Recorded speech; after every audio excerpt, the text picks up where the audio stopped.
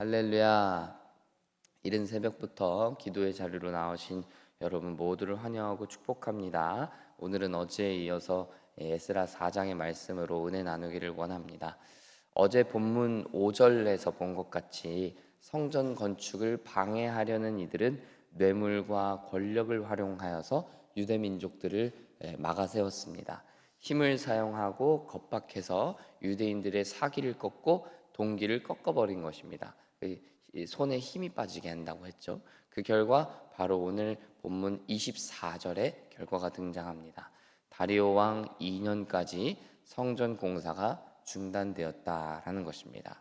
다리오 왕은 고레스 왕의 다음 왕입니다. 계산해 보면요, 제가 대략 보니까 한 35년 정도의 시간 동안 성전 건축이 중단됐다는 것입니다. 전쟁에서 패배하는 군대, 패배하는 나라의 특징이 무엇입니까, 여러분? 돈이 없어서 패배합니까? 무기가 없어서, 병력이 부족해서? 물론 그것도 맞습니다. 그러나 저는 싸울 의지가 없는 군대, 싸울 동기를 잃어버린 군대는 돈이 있어도, 무기가 있어도, 병력이 많아도 패배할 수밖에 없다라고 생각합니다. 그게 우리나라의 역사가 그걸 증명하지 않습니까? 여러분, 항일운동을 생각해 보면 우리 가진 것 없었습니다. 6.25 전쟁을 생각해 보면 그땐 진짜 아무것도 없었습니다. 그러나 우리에게는 싸울 의지가 있었고 패기가 있었고 용기가 있었습니다. 싸울 의지가 있으면, 용기가 있으면 반드시 승리할 수 있는 길이 열리는 것입니다. 그런데 오늘 본문을 보면 유대인들의 사기가 완전 바닥입니다. 대적들의 방해 공작과 뇌물 공세에 저항할 힘도 의지도 다 잃어버렸습니다. 그 결과 성전 건축이 35년이란 시간 동안 멈춰서는 것입니다. 여러분, 우리가 항상 지켜야 할 것은 우리의 마음인 줄 믿습니다. 가난한 때에도 어려운 때에도 마음을 굳건하게 먹으면 살 길이 열리는 것입니다. 사명을 다하는 일도 마찬가지예요. 어려움이 많아서 실패하는 것이 아닙니다. 승리해야 한다, 반드시 이겨내고 사명을 완수해야 된다라는 용기와 패기가 없기 때문에 실패하는 것입니다.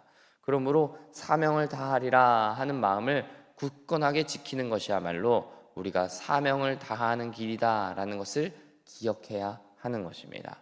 하나님이 우리 각자에게 주신 사명을 다하는 일에 있어서도 우리가 갖추어야 할 것은 다름이 아니라 마음이라는 것을 기억하는 여러분 되시기를 바랍니다. 오늘 본문 11절부터 23절까지를 보면 페르시아 아닥사스다 왕에게 상소를 보내어 이 성벽 건축을 막으려고 했던 이들의 움직임이 나옵니다.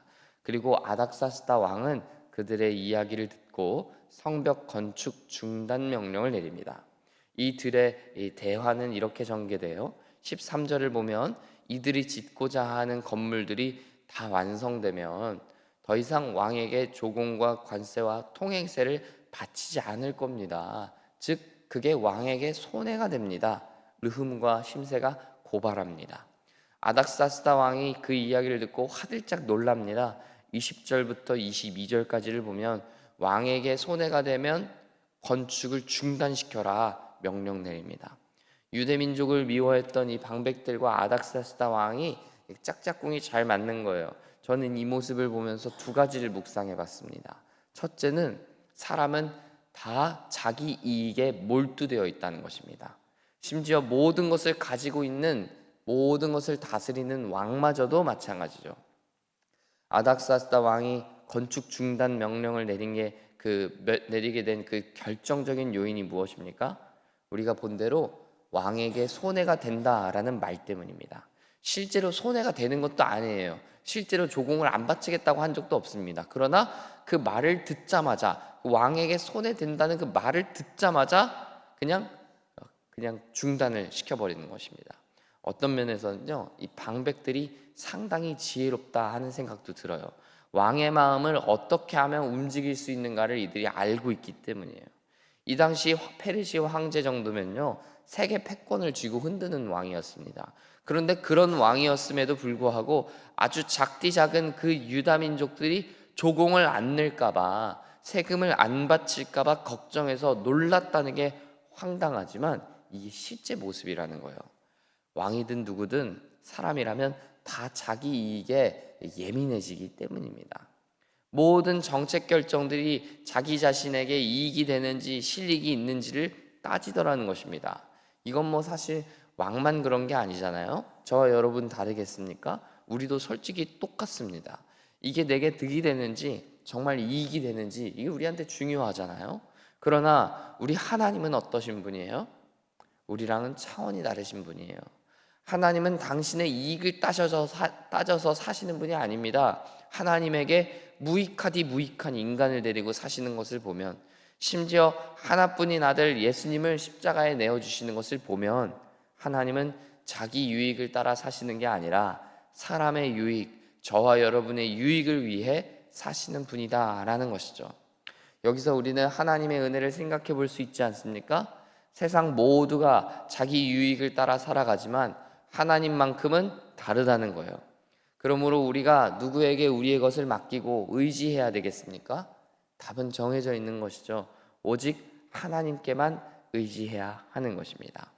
그러므로 사랑하는 여러분, 오늘 하루도 하나님만 바라보며 하나님만 의지하는 여러분 되시기를 간절히 소망하고 축복합니다. 자기 유익을 따라 살아가는 사람을 의지하지 말고, 나 자신을 바라보지 말고 오직 하나님 바라보는 여러분 되기를 축복합니다. 그 하나님을 바라볼 때 우리에게 참된 은혜가 있습니다. 참된 생명이 있기 때문입니다. 두 번째는요, 이 아닥사스다 왕이 실제 상황을 정확하게 따져보지 않더라는 것입니다. 방백들이 성곽 공사가 완성되면 왕에게 손해가 된다고 말했습니다. 그러면 여러분, 왕이라면 어떻게 해야 돼요? 여러분이 그 이야기를 들은 왕이라면 어떻게 하시겠어요? 사람이라도 보내는 정성은 보여야죠. 자초지종은 따져봐야 되는 거 아니겠습니까? 유대 민족이 실제로 그런 계획을 가지고 있는 게 맞는지, 이 르훔과 심세말이 진짜 맞는 것인지 따져는 봐야 되는 거 아니겠어요? 그러나 오늘 본문을 보면 그러한 노력은 전혀 등장하지 않아요. 옛날 기록을 살펴봤다고 이야기하는데, 옛날 기록은 어디까지나 옛날 기록이거니와 그때와 지금은 다르잖아요. 동일 인물도 아니에요. 유다의 나라가 바로 서 있을 때와 지금처럼 나라를 잃어버린 상황은 누가 봐도 상황이 다르단 말이죠. 그런데 일단 나에게 해가 된다는 소리가 있으니까, 해가 될 것 같다고 하니까 그 말만 듣고 모든 것을 결론 내리고 보는 것입니다. 이게 사람의 어리석음을 보여주는 부분 중 하나가 아닐까요?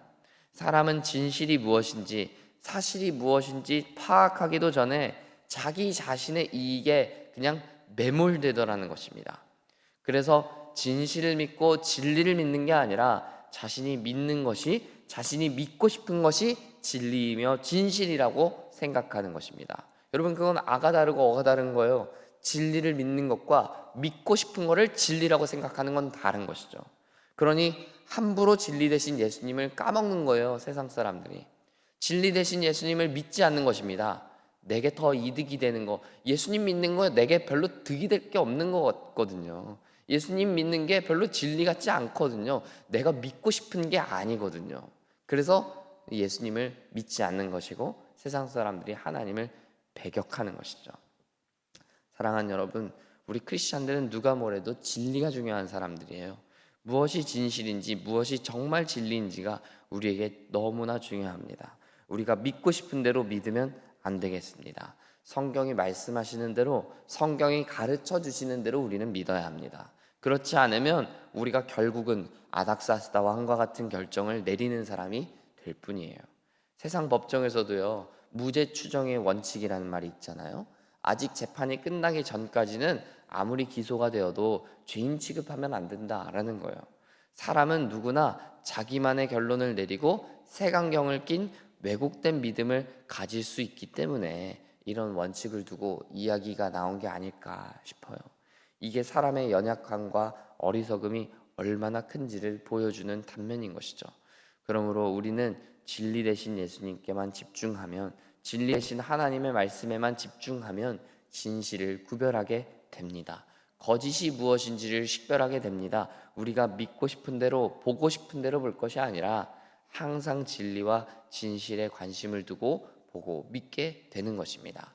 사랑하는 여러분, 여러분이 그런 진리의 사람, 진실의 사람들이 다 되시기를 소망합니다. 그래서 나의 이익과 내게 득이 된다고 보여지는 것들에 매몰되는 인생이 아니라 무엇이 진짜인지, 무엇이 우리가 정말 믿고 무엇이 정말 우리가 헌신해야 되는 진리인지를 깨닫고 그 진리를 향해 순종하게 되는 저와 여러분 되기를 소망합니다. 세상은 나의 이익과 나의 탐욕을 충족시켜 줄 수 있을 것 같은 것들에 순종하며 충성하지만, 여러분, 그런 것들에 우리가 충성할 것이 아니라 오직 하나님께 충성하고 하나님의 말씀대로 살기로 충성해야 되는 줄 믿습니다.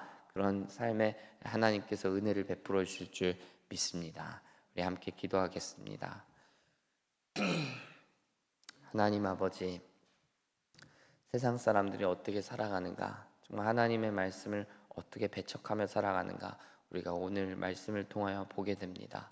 하나님, 우리가 그 길 따라가지 아니하고 오직 진리 되시는 말씀 따라 살아가니 우리가 되기를 간절히 소망하오니, 하나님 우리에게 그런 믿음을 주시고 신실함을 허락하여 주옵소서. 자기 이익을 탐하고 자기 이익만 쫓아가는 세상과는 달리 하나님은 당신의 이익과 상관없는 우리를 살리셨고 또 이 세상을 위해서 예수님을 내어 주셨습니다. 하나님, 그 사랑과 은혜를 생각하면서 그 은혜 따라 살아가는 우리 모두가 될 수 있도록 역사하여 주옵소서. 오늘도 우리를 숨쉬게 하시며 우리를 살게 하시며 우리에게 소망 되시는 것은 오직 예수님의 생명이라는 것, 예수님의 은혜라는 것을 우리의 마음속에 깊이 새기면서 이 마음을 지키는 우리 모두 될 수 있도록 도와주시옵소서. 감사드리며 예수님 이름으로 기도합니다.